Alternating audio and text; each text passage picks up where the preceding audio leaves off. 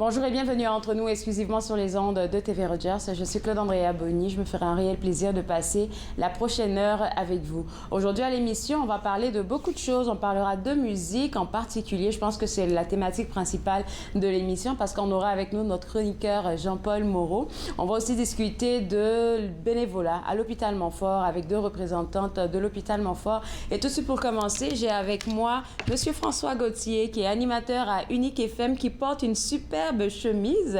C'est très beau. Qu'est-ce que tu portes, François?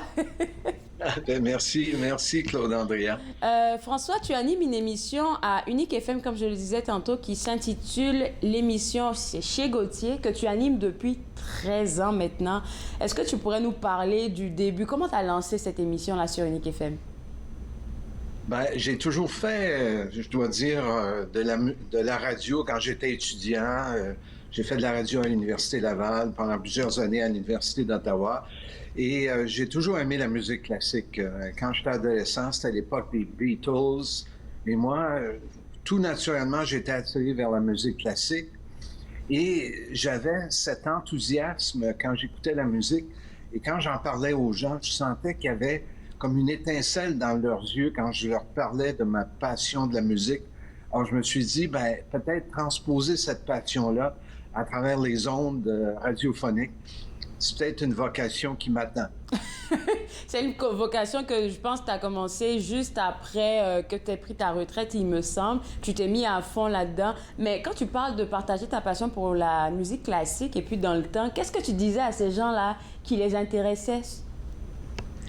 Bon, la musique, c'est un art abstrait. Hein? On peut pas le toucher, on peut pas le voir.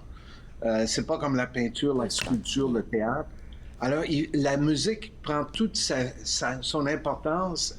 La musique vit dès qu'on l'entend, dès qu'on est réceptif, dès qu'on se donne cette ouverture vers cet univers que le compositeur a inventé pour nous. Alors, j'essaie de convaincre les gens de donner à cette musique la chance de créer cette magie à l'intérieur d'eux-mêmes. Et c'est en parlant à travers ce genre si tu veux, de langage que je sens que souvent les gens vont accrocher, ils vont vraiment découvrir la musique. Même des musiques qu'ils ont déjà entendues dans le passé, mais parce que ça leur est présenté différemment. Peut-être une anecdote, peut-être un message que le compositeur a voulu envoyer. Et là, ils écoutent la musique, puis ils sont à l'affût de ce message-là ou de ce moment-là. Et à l'intérieur d'eux-mêmes, ils créent elles-mêmes, les personnes créent cette magie.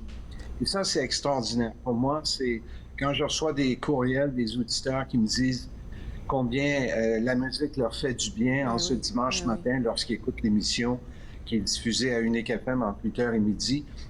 Ça vaut tout le travail que je mets pour préparer cette émission-là. Et si je repars en arrière, juste pour te demander, en fait, la musique classique dont tu parles, tu as commencé à l'aimer à partir de quel âge? Parce qu'on parle de ta jeunesse, ton enfance. Oui, en fait, il faut que je dise que ma mère était pianiste classique. Donc, peut-être qu'elle m'a donné, et mes sœurs, dans notre ADN, cette passion pour la musique. J'ai découvert la musique à travers une œuvre que j'avais écoutée sur une petite radio FM à Montréal. Oh mon Dieu, ça date de longtemps tout ça. Peut-être avais-je 15 ou 16 ans. Et c'était le concerto de piano de Beethoven, interprété par Glenn Gould et la Philharmonique de New York, sous la direction de Leonard Bernstein. Là, j'avais dit à ma mère, j'ai dit, hey, c'est bon ce musique-là. Ma mère m'avait répondu, c'est de la musique classique, ça. Là, je disais, mais je pensais que la musique classique, c'était plate. Non, c'est de la musique classique, ça. Alors, là, j'ai dit, OK, j'aime ça. Alors, c'est comme ça que ça s'est produit, ce rendez-vous qui a changé un peu ma vie avec la musique. C'est drôle à dire parce que moi aussi, je dirais pas que je suis une fanat de musique classique, que je connais tous les auteurs, compositeurs, non du tout. Mais j'ai une sensibilité par rapport à la musique, en particulier la musique classique. Et je pense que ça me vient de mon père. Et à un âge où est-ce qu'on est jeune, tu sais, pour nous autres, là, il y a la musique qui bouge beaucoup et tout ça. Et quand je parlais de ça à mes amis, on me trouvait plate. Comme, t'as une âme de vieille, toi. T'as une âme de vieille fille. Oui. Comme, ben, OK. Mais c'est une musique, pour moi, personnellement, qui guérit, qui apaise. Ça, c'est moi. Oui. Ben, je suis tellement content de t'entendre dire ça parce que effectivement, la musique, c'est un baume. La musique, c'est une compagne.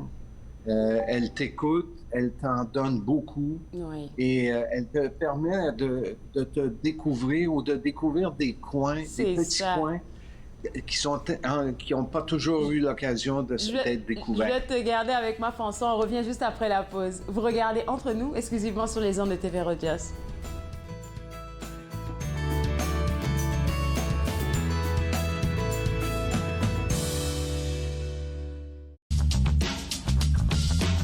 Cette émission est présentée par Télé-Élan. Vous êtes enfin aux commandes. Pour en savoir plus, visitez rogers.com.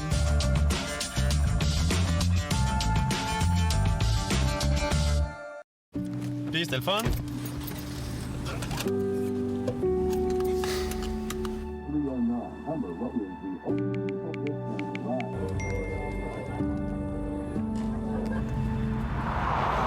Regarde l'auto.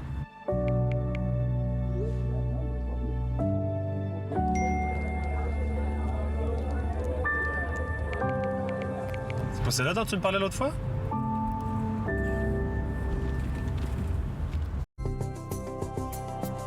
Il est question de partage et d'entraide,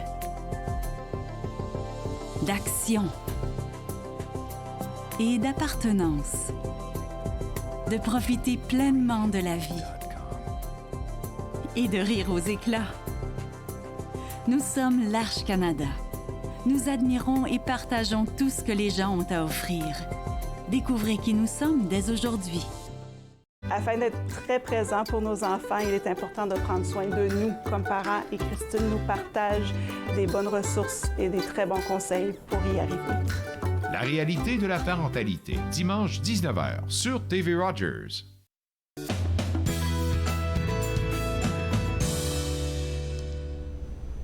De retour à Entre nous, exclusivement sur les ondes de TV Rogers, pardon. Vous savez que chaque jeudi, on reçoit un animateur de Unique FM. Et aujourd'hui, je m'entretiens avec François Gauthier, un amoureux de la musique classique, qui nous parlait de cet amour qui a commencé à l'âge de 15 ans.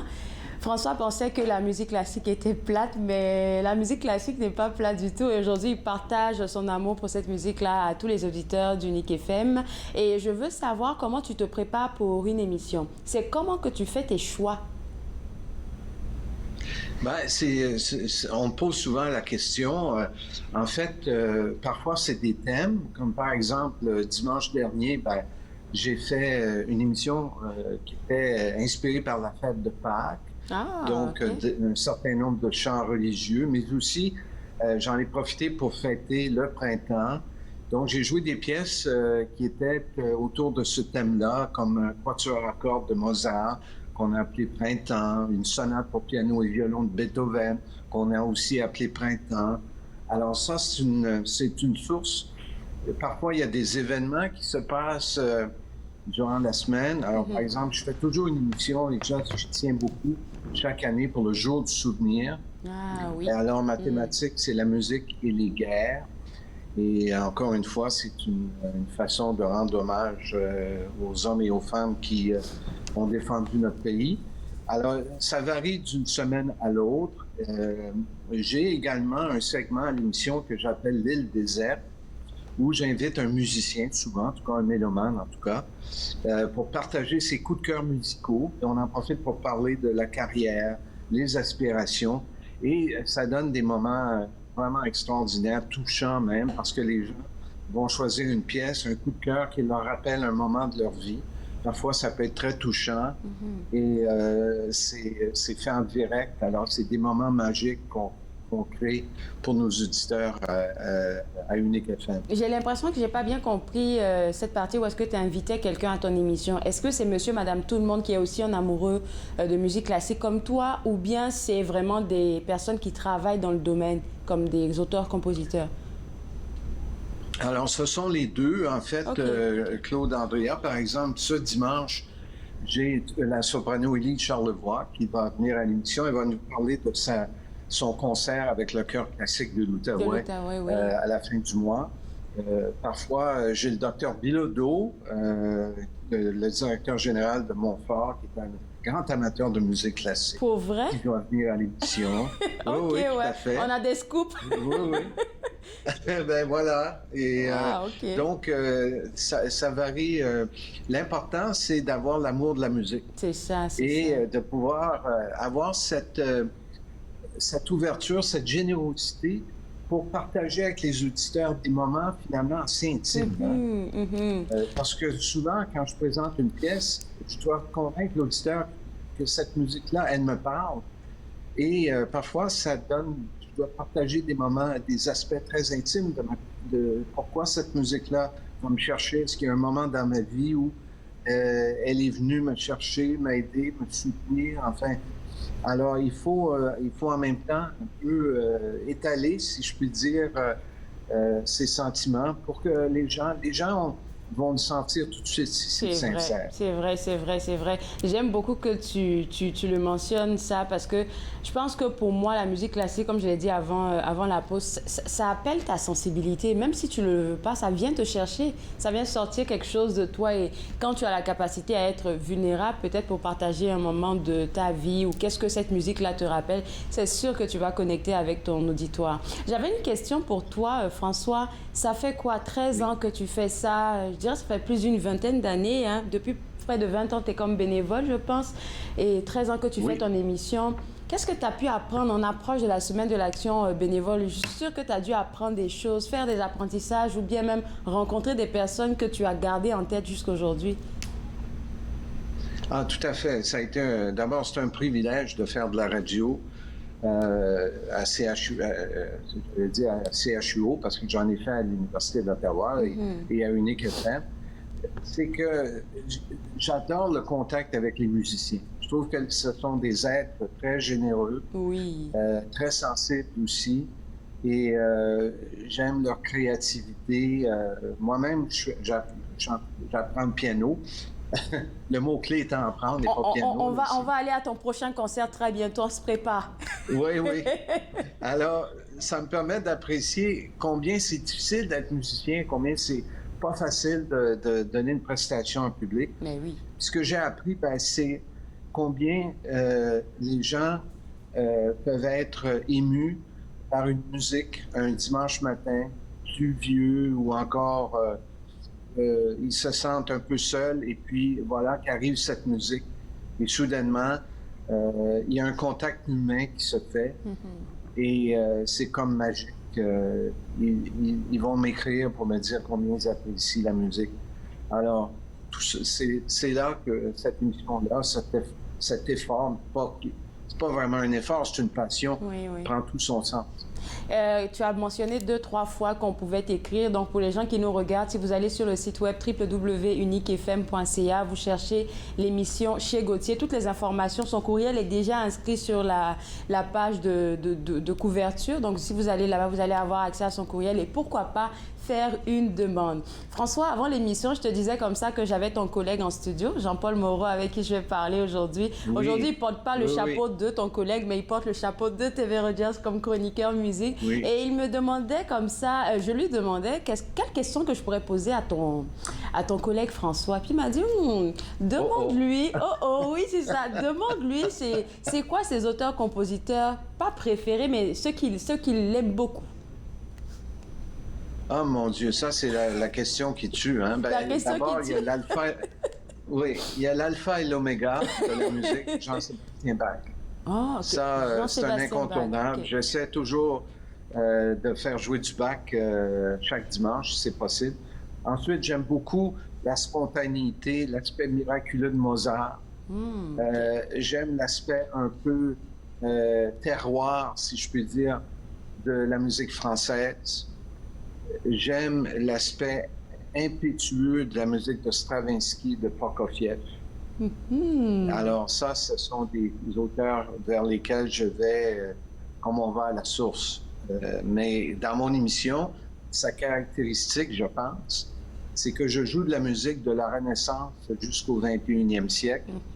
Et chaque pièce que je présente, elle me parle, elle émousse ma passion pour la musique. Alors, c'est un peu la caractéristique de l'émission. On l'attire très, très large chez Gaultier. Et puis, découvrir aussi la musique classique sous d'autres angles. La musique classique n'est pas unique. On voit qu'elle est diverse. Tu viens de donner plusieurs définitives pour celle de Mozart, celle de Bach. Donc, on sent que ce n'est pas les mêmes affaires. Ce n'est pas la musique classique qui est linéaire, elle n'est pas linéaire du tout, là. Absolument. Malheureusement, il y a cette étiquette de musique sérieuse, grande musique. Malheureusement, ça ne sert pas la cause de la musique. Et les gens sont un petit peu intimidés. Heureusement qu'on on essaie là, de démystifier tout ça. Cette musique-là, c'était le hit parade du 15e, 16e, 17, 18, 19e siècle. Alors, c'était la musique que tout le monde écoutait à leur époque. Alors, et puis, c'est une expérience intergénérationnelle quand on y pense. Quand on apprécie une musique de Bach, on se joint à une multitude de générations humaines qui ont écouté cette musique-là depuis le 17e siècle. Alors, on est en communion avec le reste de l'humanité. Merci beaucoup, François, d'avoir partagé ta passion. Là, je t'aurais gardé pendant une demi-heure. Là, je suis sûre qu'on aurait fait une belle entrevue, mais malheureusement, l'entrevue tire vers la fin. Donc, je vais inviter les téléspectateurs en ce moment à aller au www.uniquefm.ca et pour aller réécouter les émissions de chez Gaultier qui sont déjà passées, ou bien même vous brancher ce dimanche de 8h à midi ou à 21h, de 21h à 1h du matin pour pouvoir suivre la rediffusion. Au plaisir de se reparler en studio, pourquoi pas? Absolument, Claude Henriard, et merci pour ton accueil et ton invitation. Merci beaucoup. Bye. Au revoir. Encore une fois à la maison, www.uniquefm.ca, c'est le site web à visiter pour avoir accès à l'émission chez Gaultier qui traite seulement de musique classique. On va prendre une pause et juste après la pause, on va parler de la semaine de l'action bénévole et comment elle se prépare à l'hôpital Montfort. Vous regardez Entre nous, exclusivement sur les ondes de TV Rogers.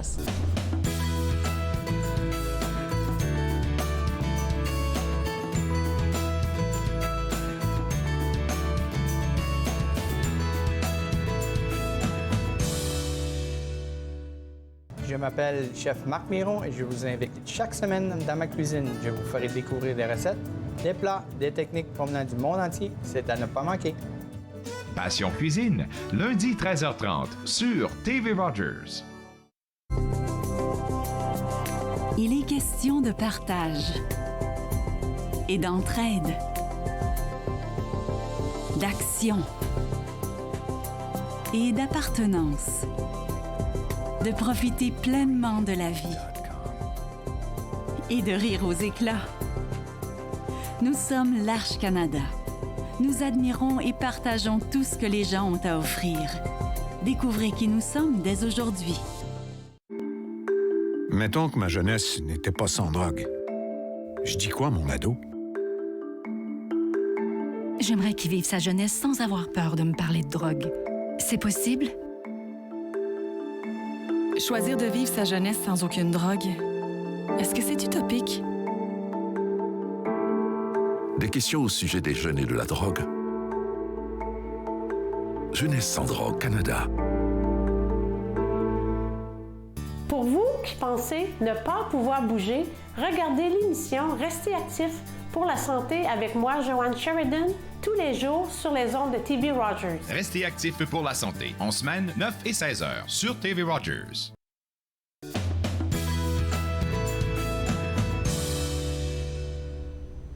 De retour Entre nous, exclusivement sur les ondes de TV Rogers, on parle de bénévolat avec Véronique Fortier, qui est gestionnaire du service des bénévoles à l'hôpital Montfort. Et Véronique, une belle semaine arrive pour célébrer vos bénévoles. Et avant de parler de cette célébration qui arrive pour la semaine prochaine, j'ai envie de comprendre comment fonctionne votre programme de bénévolat à l'hôpital Montfort. Merci beaucoup, Claude Andrea, tout d'abord pour l'invitation. Alors, je suis vraiment heureuse de vous parler cette semaine de la semaine de l'action bénévole qui s'en vient à grands pas. Oui. Vous savez, à l'hôpital Montfort, c'est plus de 200 bénévoles qui contribuent au maintien de soins exemplaires et vraiment à offrir à tous les patients, à tous les visiteurs un service exceptionnel. Alors, il y a évidemment différentes opportunités quand on est bénévole à l'hôpital Montfort. On peut soit faire des visites amicales, appuyer le personnel, évidemment, accueillir, guider les patients, les visiteurs, participer soit sur nos conseils d'administration également ou à l'association de l'hôpital Montfort ou même être un patient partenaire. Certains bénévoles sont des gens qui ont déjà été patients et qui veulent partager leur expérience à la haute gestion. Et puis, je pense que j'ai déjà parlé de ça avec une de vos collègues, Marie-Josée Martel, qui parlait de patients partenaires. Est-ce qu'on pourrait en savoir un peu plus sur ce programme-là? Parce qu'il m'avait beaucoup intéressée. Oui, en effet, c'est vraiment intéressant. Patient partenaire, je trouve que c'est une façon de donner une voix aux gens qui ont eu une expérience, qu'elle soit positive ou moins agréable, ce qui est très rare, évidemment. À oui, vous êtes le meilleur. Je trouve que c'est vraiment un beau mécanisme qui est mis en place, évidemment, pour ces gens-là de parler pour une amélioration continue des services à l'hôpital Montfort. Oui. Et puis, c'est quelque chose que on pense que ça n'a pas d'impact, mais non, ça a de l'impact parce qu'elle me partageait même un témoignage d'une de ses amies, une amie proche à elle, qui avait vécu cette expérience-là et puis qui a dit « Oh, OK, le fait que j'ai porté ma voix plus haut, franchement, j'ai vu que ce service-là avait amélioré sa manière de faire. » Et je pense que c'est pas quelque chose à négliger, surtout que vous, à l'hôpital Montfort, vous cherchez toujours à améliorer vos services et plus votre accueil, on va dire. Alors, parlons des programmes. Pour quelqu'un qui nous regarde en ce moment, qui se dit « OK, j'ai du temps, j'ai envie de l'offrir à l'hôpital Montfort », ce serait quoi la procédure? Bien évidemment, moi, j'invite toujours les gens à aller visiter le site de l'hôpital Montfort, qui est hôpitalmontfort.com. Alors, ça permet aux gens de se familiariser un petit peu plus avec qu'est-ce que c'est l'hôpital Montfort pour valider si vraiment leur intérêt est vraiment là. Il y a une section aussi qui concerne les bénévoles, alors qui donne toutes les informations pour appliquer.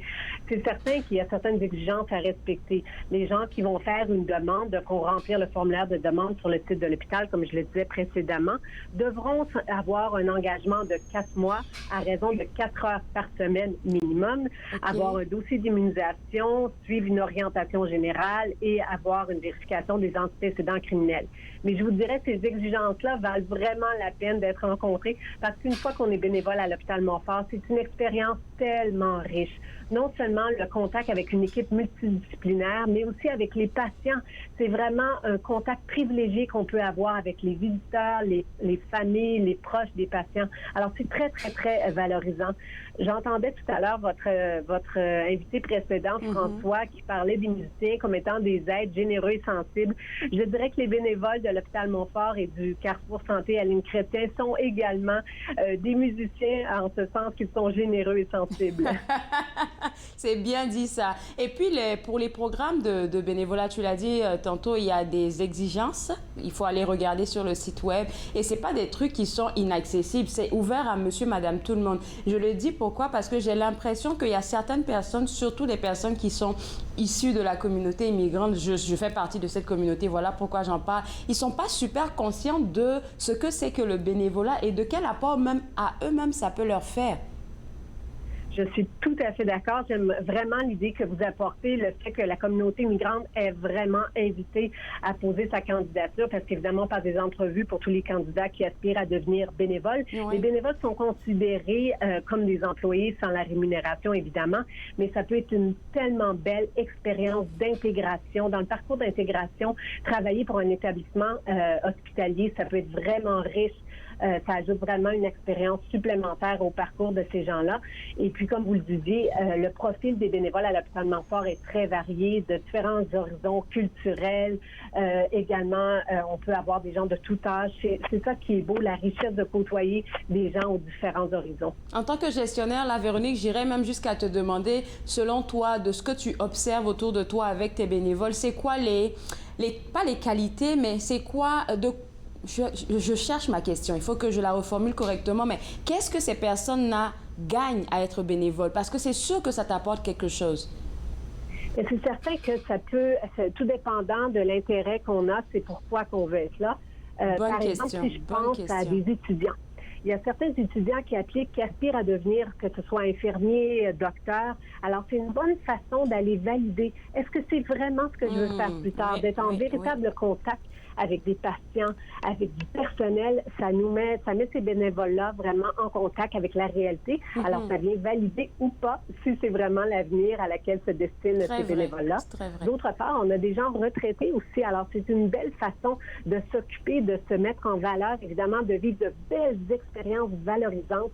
Vous parliez tout à l'heure des qualités qu'ont les bénévoles. Je vous dirais que la compassion, l'entraide, les valeurs de l'hôpital Montfort sont souvent celles que portent nos bénévoles. Alors ça, c'est vraiment intéressant. Alors, il y a différentes raisons de faire du bénévolat, mais je vous dirais, au bout du compte, chaque personne se retrouve vraiment valorisée à faire du bénévolat. C'est sûr. Et le nombre de personnes qu'on peut rencontrer, c'est tellement enrichissant. Et puis moi, j'arrête pas toujours de le dire quand je peux le dire. Tout n'est pas question souvent d'argent, mais tout est que question de relations humaines. C'est plus important que tout ce qu'on peut avoir de monétaire. Dernière chose que j'ai envie, pas dernière chose, mais avant-dernière chose, avant de parler de ce que vous préparez pour la semaine de l'action bénévole, ce serait de parler, toi, Véronique, de comment attirer et garder les personnes qui deviennent bénévoles dans votre organisme. Parce que je pense que c'est le problème de beaucoup d'organismes francophones en ce moment. Ils attirent, mais ils n'ont pas la capacité de garder. Donc, j'aimerais qu'on partage un tout petit peu, pas trop, de votre stratégie.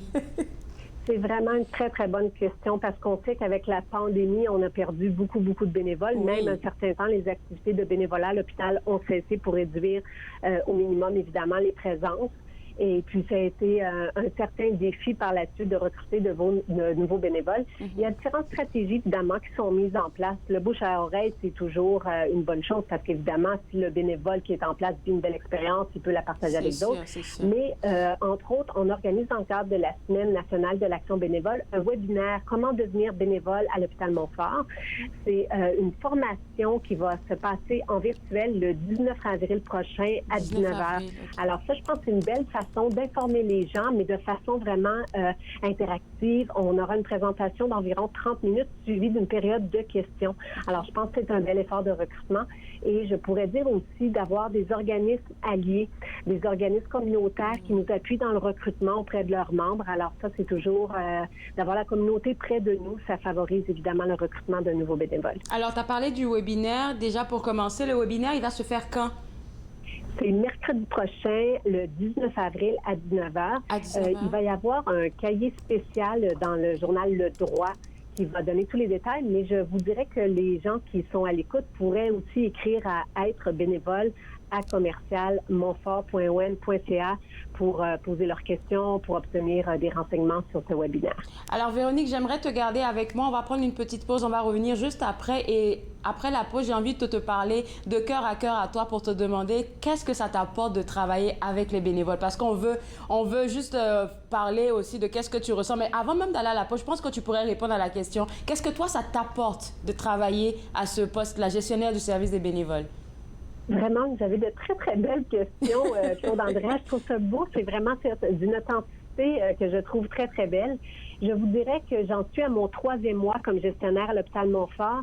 Et à ce point-ci, dans ma carrière, c'est une des expériences que je trouve les plus valorisantes. C'est vraiment intéressant. Vous parliez tout à l'heure de travailler, de collaborer étroitement avec des gens qui ne sont pas payés. Faire en sorte qu'on doit les apprécier, faire en sorte qu'ils sont heureux dans leur environnement de travail. Alors moi, je suis comme un poisson dans l'eau. Je suis tellement heureuse de pouvoir travailler avec des gens qui sont engagés, qui veulent être là.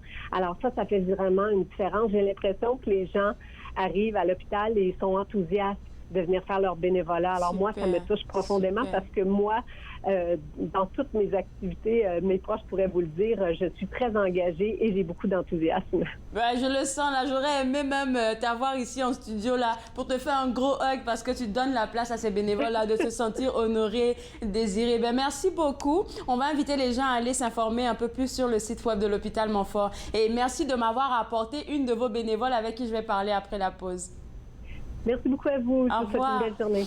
Alors, le site web de l'hôpital Montfort, c'est www.montfort.com. Et donc, ce site web-là, vous pouvez aller sur le site web et puis chercher pour le programme de bénévolat pour vous inscrire. On va prendre une pause et juste après la pause, on va parler avec une immigrante qui est aussi bénévole à l'hôpital Montfort qui nous partagera son expérience. Vous regardez Entre nous, exclusivement sur les ondes de TV Rogers.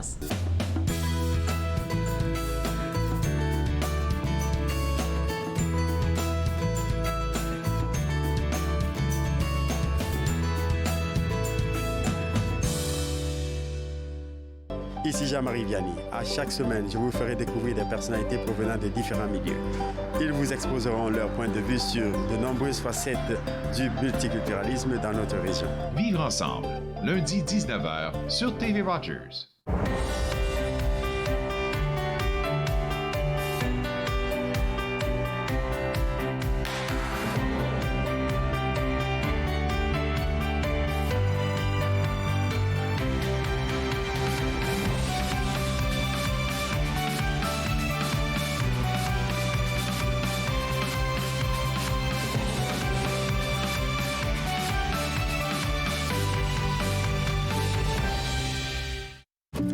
C'était le fun?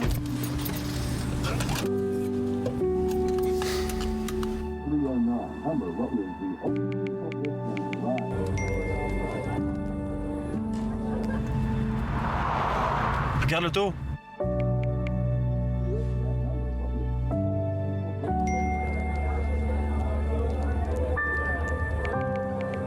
C'est pas celle-là dont tu me parlais l'autre fois? Je suis Linda Leclerc et chaque semaine, en compagnie de mes invités, vous apprendrez comment relaxer, vous dilater la rate et surtout être de bonne humeur. Yoga du rire, dimanche 20h30 sur TV Rogers.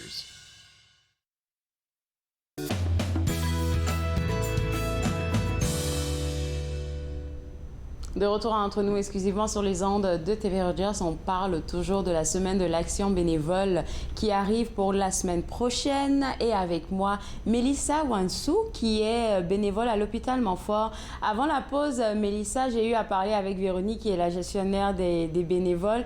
Et puis, on parlait aussi de ce volet-là où est-ce qu'il y a beaucoup d'immigrants qui ne vont pas aller dans le bénévolat parce qu'ils ont la mentalité de « c'est pas payant, donc pourquoi je vais aller faire du bénévolat ?» Donc, j'ai envie de comprendre comment toi, tu es arrivé à l'hôpital Montfort. Donc, bonjour, merci pour la question. Donc, moi, j'ai fait mes études à l'Université d'Ottawa. J'ai fait un bac en sciences de la santé. Donc, c'est déjà un milieu qui m'intéressait pour le milieu hospitalier. Donc, je cherchais une expérience justement dans ce milieu-là. Et j'ai fait un peu les recherches sur les hôpitaux dans la région. Et vous avez raison, avant de venir au Canada, je n'avais pas du tout cette notion de bénévolat-là, de donner du sang. Et donc, c'est vraiment pas que je me suis intéressée à ça. Et vraiment, après, j'ai pris, parce qu'il y a quelque chose de très gratifiant à faire du bénévolat, donner de son temps sans être payé en retour. C'est quelque chose qui a beaucoup changé aussi ma mentalité. Alors, quand tu parles de quelque chose de gratifiant, qu'est-ce que toi, ça t'a apporté personnellement? Donc, personnellement, moi, je suis bénévole aux urgences. Okay. Donc, les urgences, c'est ça. Ça bouge beaucoup. C'est ça, c'est quelque chose qui peut être vraiment compliqué pour les patients quand ils viennent avec les différents problèmes.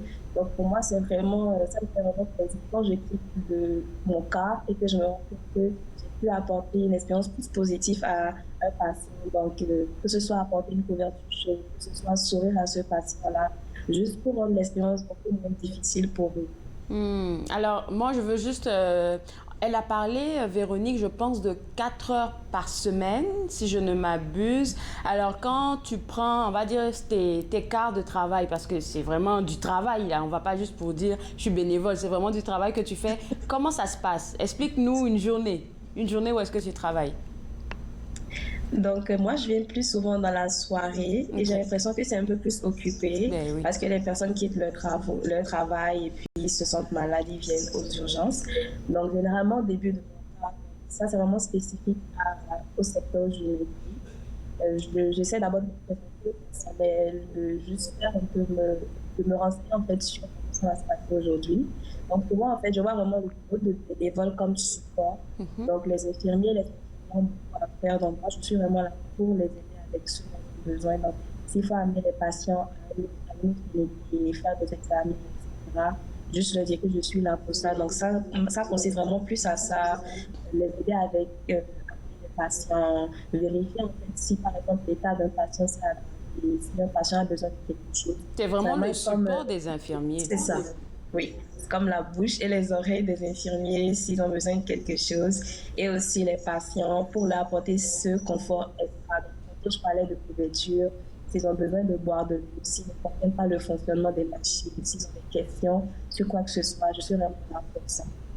C'est très bon. Et puis en même temps, on ne sait jamais qui est-ce qu'on va rencontrer. Surtout que on parle beaucoup de représentativité dans tous les domaines. Donc, imaginons quelqu'un qui arrive, qui est nouvel arrivant par exemple, qui arrive aux urgences de l'hôpital Montfort, de voir quelqu'un à qui quelqu'un qui lui ressemble, on va dire, il va se dire, OK, ma sœur, c'est comme ça qu'on parle comme en Afrique, comme ma sœur, mon frère est là, donc je vais aller directement vers cette personne-là pour me sentir en sécurité. Et je pense que c'est un exemple que tu es en train d'envoyer surtout à toute la communauté, et j'aimerais savoir si ce que tu fais comme bénévolat à l'hôpital Montfort a un impact sur tes relations avec les gens de ta communauté. Parce que c'est du bouche à oreille, là. Oui, c'est une très bonne question, je trouve, parce que j'ai beaucoup de... Comme vous avez parlé tantôt du fait d'être immigrant, de la mentalité, etc. Donc, au début, j'ai plusieurs amis qui trouvaient ça bizarre d'aller faire un travail où on ne te paye pas, mais pourquoi tu fais ça, etc. Mais à France, on dit que c'est vraiment quelque chose que j'aime faire. Et le fait de voir que tu as autant de positivité à aller faire quelque chose qui ne te rapporte pas d'argent. J'ai beaucoup d'amis qui s'impliquent plus aussi dans la communauté et vraiment dans quelque chose qu'ils aiment. Parce qu'ils ne vont pas venir à l'hôpital comme moi. Exactement. Parce que moi, je suis vraiment dans le milieu. Ça. Pour moi, c'est vraiment un milieu qui me passionne. Donc, ils ne vont pas venir à l'hôpital comme moi. Il y a des gens qui font des choses beaucoup plus simples pour, comme je être appelé une personne chaque semaine pour montrer que... Ou bien être sur des conseils d'administration. C'est ça, exactement. On fait plus des choses administratives. Donc, chacun peut donner son temps à sa façon. Et puis, nous, c'est 4 heures. J'ai fait des expériences de bénévolat où c'est juste une heure, ou quelque chose comme ça, mais une fois en passant aussi. Donc, je trouve que ça a beaucoup plus impacté positivement les proches par rapport à l'implication en fait du bénévolat. Bravo pour cette expérience que tu es en train de vivre là. Et je suis sûre que tu vas sortir de ça grandi. On espère te parler un autre jour ici pour d'autres histoires à nous raconter. Merci beaucoup Mélissa et bonne journée. Merci. Alors pour vous autres à la maison, www.montfort.com, c'est le site web à visiter si vous voulez avoir accès au programme de bénévolat. Toutes les informations s'y trouvent, vous allez juste rechercher dans l'onglet bénévolat. On va prendre une pause et juste après la pause, on va parler musique avec Jean-Paul Moreau. Vous regardez Entre nous, exclusivement sur les ondes de TV Rogers.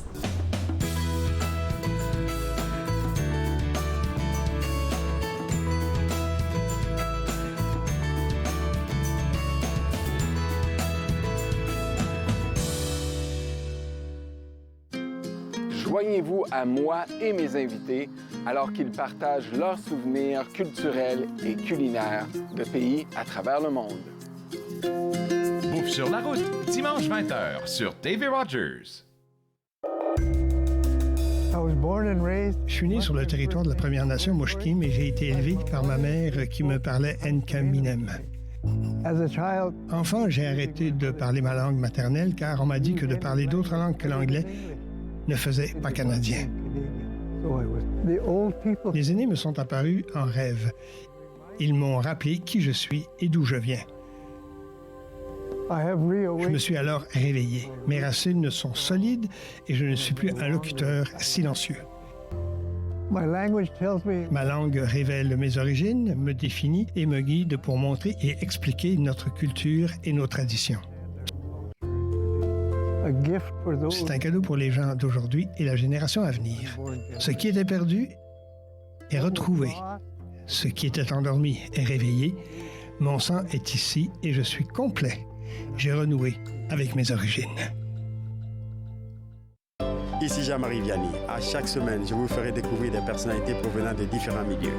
Ils vous exposeront leur point de vue sur de nombreuses facettes du multiculturalisme dans notre région. Vivre ensemble, lundi 19h sur TV Rogers.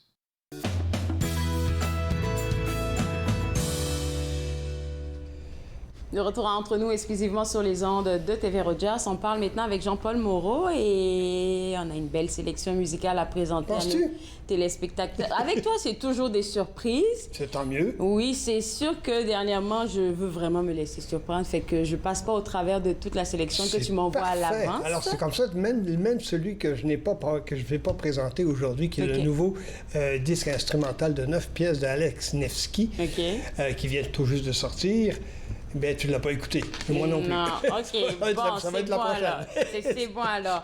Alors, tu vas commencer avec Marc-André Pépin. Oui, Marc-André Pépin, c'est un compositeur et c'est drôle, hein, parce qu'il y a des gens comme ça qui composent dans leur sous-sol ou dans leur chez eux et qu'on ne connaît pas du tout. Et pourtant, 7e album, celui dont je vais parler, Arôme de Jazz, 7e album déjà. Son premier chanson sans parole de 2008, entre autres. Très, très bon album. D'ailleurs, moi, mon préféré, c'est Tempus Fugit de 2018. Ça veut dire le temps fuit, c'est ça que ça veut dire en latin. Donc, c'est... Mais on ne le connaît pas du tout, du tout. Et c'est un musicien qui est, je te dirais, de formation classique, un peu comme André Gagnon, un peu comme Einaudi, dont on a déjà parlé ici. Pardon, mais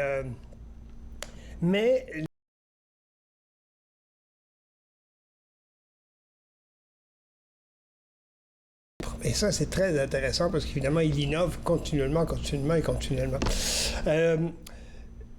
L'album, c'est aussi Arôme de Jazz, bien sûr, il est allé piger dans le monde du jazz. Donc, c'est des parfums, c'est des petites touches à gauche et à droite, par-ci, par-là, toujours avec la mélodie de base. C'est très intéressant. Il y a un album qui est très sombre dans sa série qui s'appelle Hibernation. Bon, je pense que ça le dit, hein, on est en hiver, on grelotte, on se réfugie, bon, etc. Alors donc... c'est un album un peu différent dans toute la séquence, mais Arôme de Jazz, c'est vraiment... C'est gay, c'est le fun, ça apporte quelque chose de vraiment intéressant. On va l'écouter, d'ailleurs. Tu connais un peu l'italien?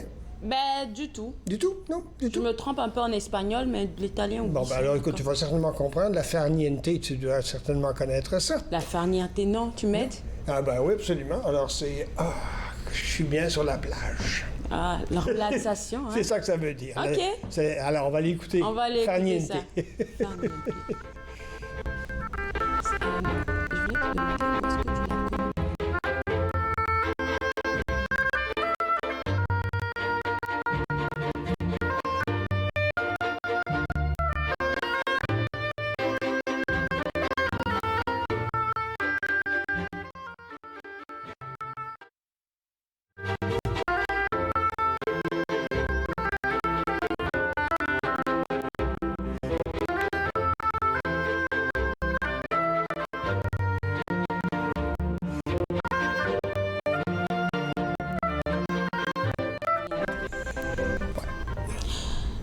Alors, farniente. Farniente, donc la détente, évidemment, c'est ça que ça veut dire. Profiter du bon temps, la plage, bon, le soleil, etc., etc. La douceur de vivre, évidemment.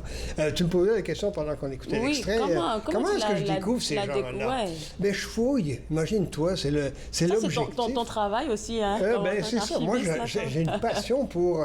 La recherche. La recherche, oui, effectivement. Alors, je fouille partout, sur les disques classiques chez Atma et Analecta, chez les disques populaires, sur les disques de jazz, Just in Time, bon, etc. Partout, ici et ailleurs. Alors là, à un moment donné, tu finis par te dire, ah, il y a ça, ça c'est intéressant, je connais pas ça.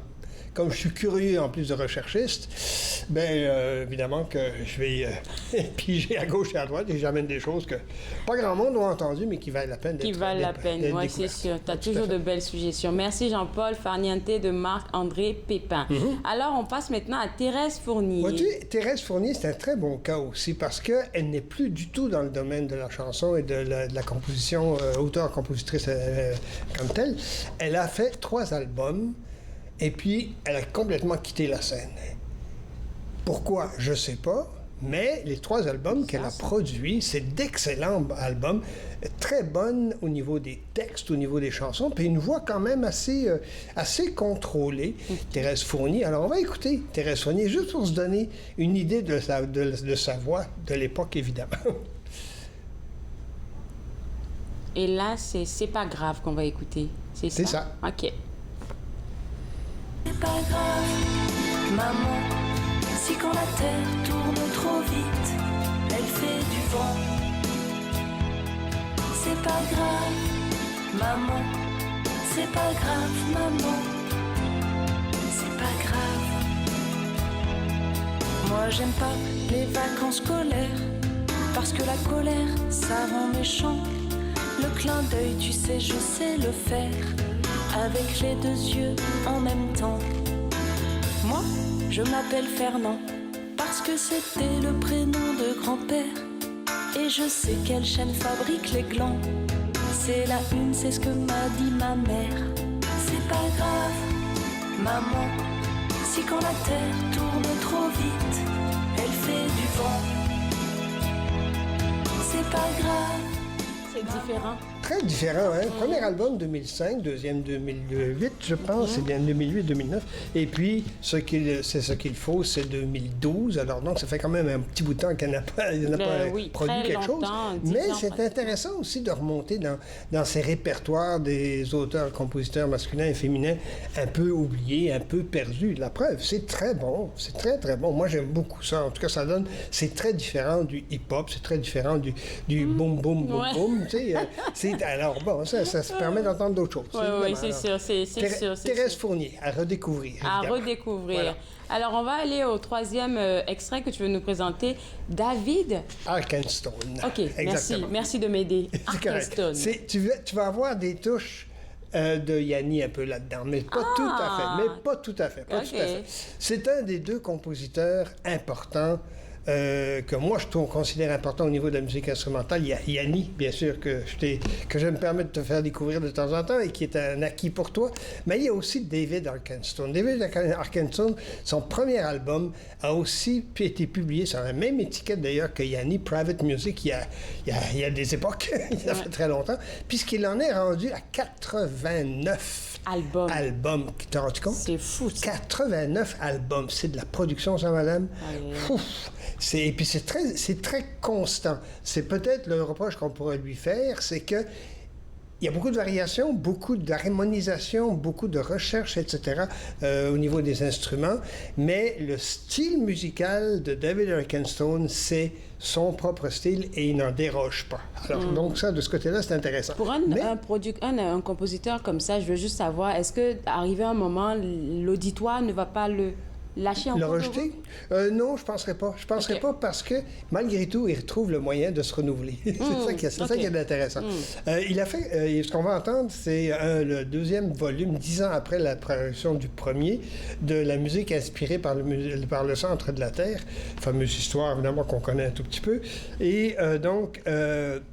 il a décidé de sortir un deuxième album cette année et c'est très intéressant. C'est vraiment très intéressant, très différent du premier, évidemment.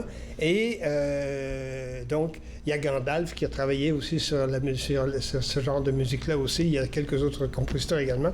Mais dans son cas, à lui, il a réussi à joindre, je te dirais, la musique médiévale. Tiens, je te donne une idée, grosso modo, là. La musique médiévale qu'il a réussi à intégrer dans tout ce monde un peu des fantômes et puis des princesses, puis en fait tout ça. C'est très intéressant de voir comment est-ce qu'il agence tout ça. Alors on va aller écouter Shadowfax et The White River. Ça va vous donner une bonne idée. OK.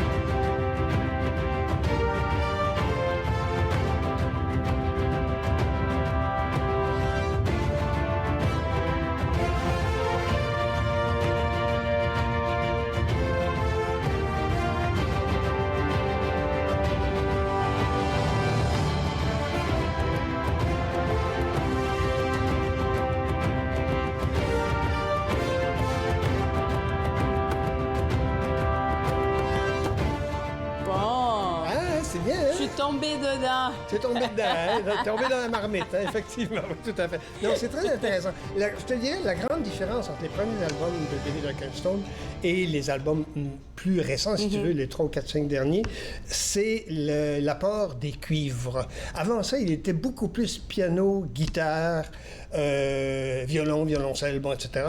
Alors que là, maintenant, il ajoute vraiment les cuivres, les trompettes, les trombones, enfin, tout ça. Il en fait tout. Il envoie tout. C'est très, très riche. Oui, c'est vraiment... C'est riche. Oui, très riche et très, très dense.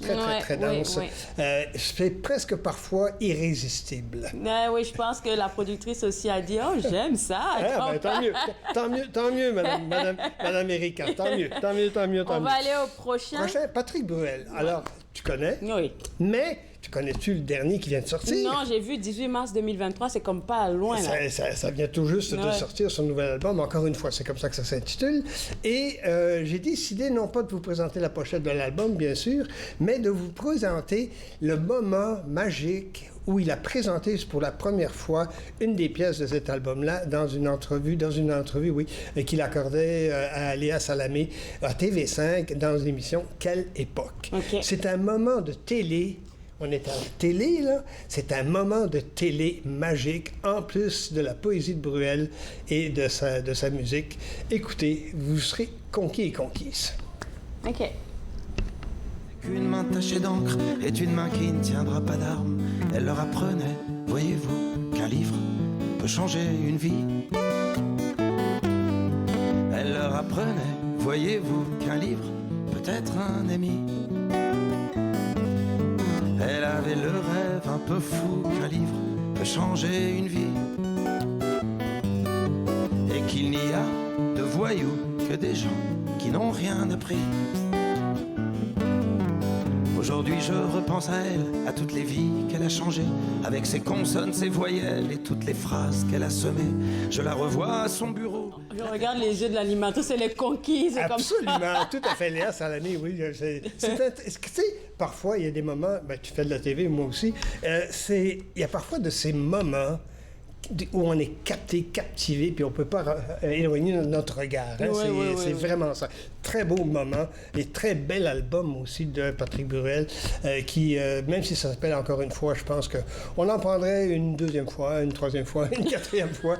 C'est très, très bon. Il y a une chanson, entre autres, sur sa mère, qui s'intitule « Je reviens ». Je pense qu'il est retourné avec sa mère en Algérie pour revoir ses sources. C'est tout à fait exceptionnel. Enfin, à découvrir. Tout à fait. Le prochain extrait... Grand Corps Malade, tu connais? Grand Corps Malade, oui, mais ça fait longtemps que j'ai entendu parler. Ben oui. C'est vrai. Pardon, il est toujours là. oui, toujours là. Et cette fois-ci avec Ben Mazoué et avec Gaël Faye. C'est Gaël Faye, Faye ou Faye? C'est Faye, je pense. Faye, c'est sénégalais, okay, ça. Je suis prêt à te concéder ça. Il n'y a pas de problème. L'album s'intitule Éphémère. Et encore une fois, on mêle, et cette fois-ci c'est intéressant, on mêle la poésie de Grand Corps Malade, mais aussi les musiques et les paroles et les arrangements vocaux. C'est un peu différent de ce qu'on connaît en référence avec Grand Corps Malade, mais c'est à découvrir également. Évidemment, la pièce titre. Éphémère. Laissez taire l'ordinaire, laissez faire l'éphémère. Rien n'est jamais fini, jamais figé, jamais éternel. C'est juste un prêt, la vie, un trait léger de craie. Dans le ciel, rien n'est jamais perdu, jamais foutu, jamais immobile. Y a pas d'avant, pas d'après, rien d'indélébile sur cette terre. Tu sais à quoi je viens de penser? Non. J'imaginerais bien Grand Corps Malade et le R en train de faire un... Tout à fait. Hey, on devrait suggérer ça à Christian Diouf. Mais oui, hein? Pourquoi pas? R, si tu nous entends, là, comme... Christian, appelle en studio, on vient de suggérer en clair. C'est ça. Eh oui, ça serait beau, ça. Oui, ça serait fantastique, hein? Hey, moi, j'ai une toile d'association. Ouf, quelle idée de fou on vient d'avoir. Oui, c'est ça. On va créer des affaires ici. Absolument. Mais c'est bon, c'est bon. On y va avec, avant la pause, on y va avec Peter Morgener. Oui. Peter Morgener, c'est un compositeur d'origine néerlandaise qui travaille en Allemagne, qui fait de la musique, ce qu'on appelle la musique New Age. OK? C'est-à-dire, c'est vraiment de la musique expérimentale du 21e, 22e siècle. Ça fait longtemps qu'il est dans le domaine. Te situer un tout petit peu, il a travaillé... Il est dans la même veine, tiens, je te dirais, que Tangerine Dream. Même dans la même veine que que Klaus Schulze. Bon, c'est un peu son milieu, Ron Boots, c'est un peu ce milieu-là dans lequel... Et son nouvel album s'intitule Horizon.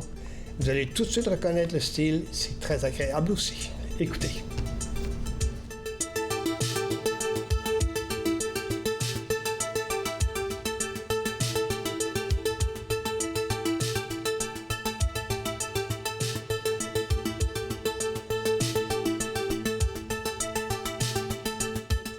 Tout à fait. Et le nom de la pièce, ça s'intitule Cosmonaute avec un K. Donc, évidemment, l'astronaute russe. Alors maintenant que je viens de vous dire ça, bien sûr, vous avez pu vous imaginer l'astronaute, le cosmonaute dans l'espace, évidemment. Très intéressant. Peter Morganer également à découvrir aussi un des nouveaux albums. Il nous reste 10 secondes avant d'aller à la pause. Peut-être que je devrais te garder avec moi pour la fin de l'émission. Est-ce que je peux? Oui, je pense que tu peux. Bon, ben parfait. Je pense que tu peux. Je reste. On vous a fait de très belles suggestions, mais on va revenir après la pause pour vous faire peut-être une dernière. Restez avec moi, vous regardez Entre nous, exclusivement sur les ondes de TV Rogers.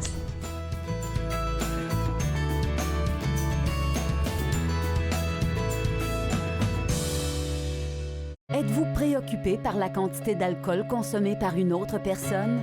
Vous sentez-vous habituellement fâché, confus, déprimé ou mal aimé? Pensez-vous que si la personne qui boit vous aimait, elle cesserait de boire? Si vous avez répondu oui à une de ces questions, vous n'êtes pas seul. Toutes les personnes qui se sentent emprisonnées par l'alcool ne sont pas des alcooliques.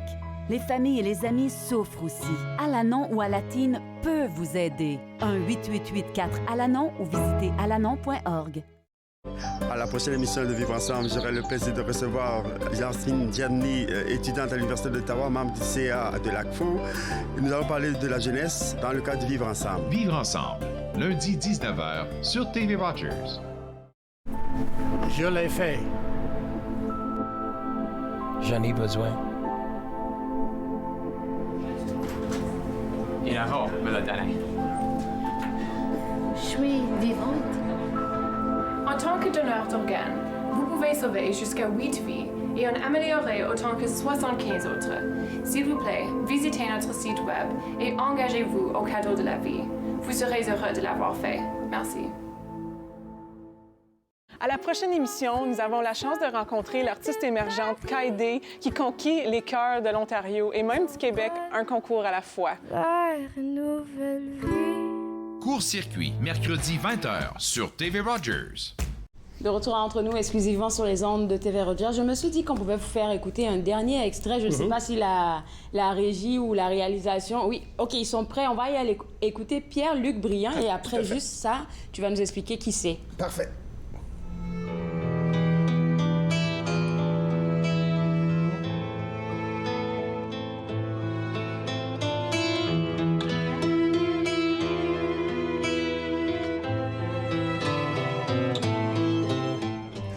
Alors, qui est ce Pierre-Luc Briand? Bien, c'est un comédien qu'on a vu dans radio-romans, télé-romans, bien entendu, à la scène, évidemment, au théâtre aussi. Et c'est aussi un guitariste. Et il a un album qui s'intitule Décomposition, qui vient tout juste de sortir. Disponible sur YouTube. Donc, Pierre-Luc Briand, on va chercher Aux Adieux. C'est ça qu'on vient d'écouter tout à l'heure. Écoute, Jean-Paul, merci beaucoup. On avait 2 extraits encore là, mais on va garder ça pour la prochaine fois. Je pense que ça sera l'une de nos dernières chroniques parce que c'est le mois de mai. L'avant-dernière. L'avant-dernière, oui. On réserve des surprises pour la fin de la saison. Tout à fait. Merci beaucoup, Jean-Paul. Merci à vous de nous avoir gardé, d'être restés connectés, on va dire, jusqu'à la fin de l'émission. On se voit demain à partir de 11h. Bye bye!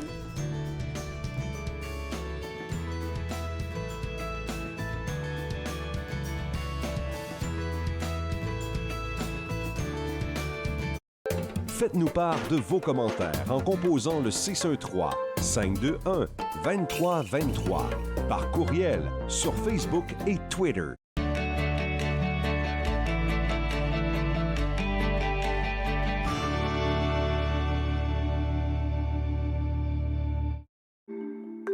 Mettons que ma jeunesse n'était pas sans drogue. Je dis quoi, mon ado? J'aimerais qu'il vive sa jeunesse sans avoir peur de me parler de drogue. C'est possible? Choisir de vivre sa jeunesse sans aucune drogue, est-ce que c'est utopique? Des questions au sujet des jeunes et de la drogue. Jeunesse sans drogue, Canada. À la prochaine émission, je vous invite à découvrir deux endroits historiques à l'ouest d'Ottawa. Le premier, la petite ville